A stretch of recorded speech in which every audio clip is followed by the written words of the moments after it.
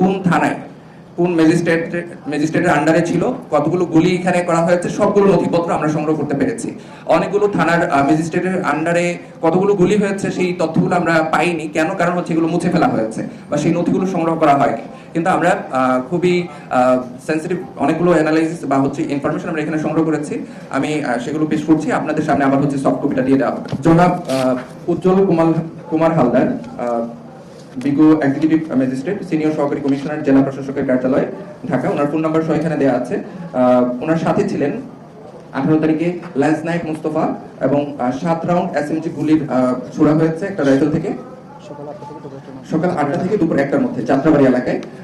এই ইনফরমেশনটা আমরা এখানে পেয়েছি। তারপরে প্রত্যেকটা এলাকা কয়টা থেকে কয়টার মধ্যে ওনারা অবস্থান করেছেন এই তালিকাগুলো এখানে আছে।